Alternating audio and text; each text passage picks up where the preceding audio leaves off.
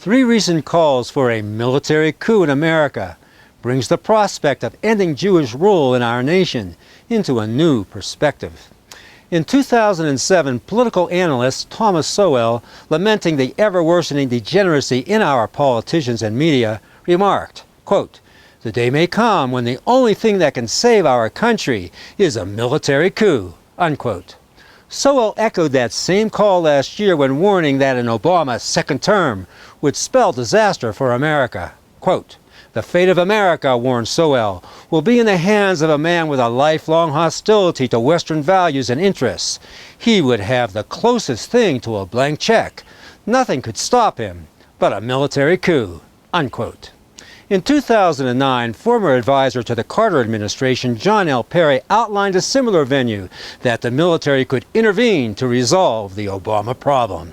Quote, "Will the day come," Perry asked, "when patriotic generals sit down with Obama, or with those who control him, and work out the national equivalent of a family intervention?" Quote, again, "Imagine a bloodless coup," Perry continued, "to restore the Constitution through an interim administration. Skilled, military-trained nation builders would replace radical left commissars," unquote. And in a recent interview, ex-Green Beret Joe Cortina said that the military is under no obligation to obey a civilian authority that has been usurped by Jewish interests acting on behalf of a foreign state. Now, a military coup is not the ideal, but neither is the overweening Jewish influence over America's political, economic, and cultural life. As I see it, the first thing a military coup would do is to take over the press. Would it be any worse than the Jewish-driven propaganda that comes out of CBS, ABC, and NBC, or the filth and sexual perversion pumped out of Jewish Hollywood's bottomless pit of decadence and depravity? Next, the military would have to deal with the economy. In an astonishing speech given by financial analyst James Rickards at West Point in 2010, Rickards suggested that in a time of economic emergency, the military could appropriate the gold stored at Fort Knox, West Point, and the New York Fed, and restore the dollar as a gold-backed currency, ensuring its international reserve status. We could send Special Operations Command, and I actually think the military should be thinking about this in contingency space.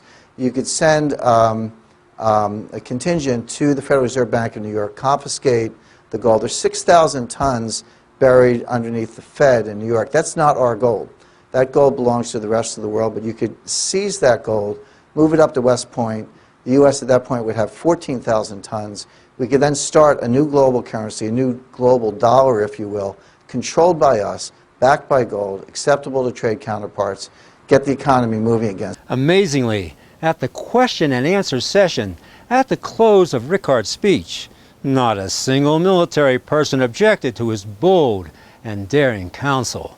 And in a similar vein, isn't it interesting that Admiral Mike Mullins, upon his retirement in 2010, said that the biggest threat to America's security is the national debt?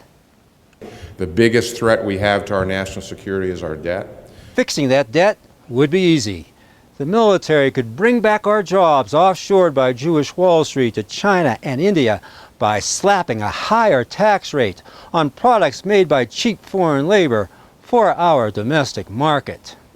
Believe me, these multinationals would come back real quick to Made in the USA and tell Jewish Wall Street to shove it.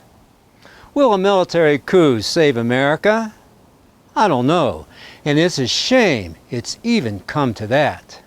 But America is in deep trouble. For as the inverse of the saying goes, if it's broke, and it is, then you better fix it, and we better fix it fast.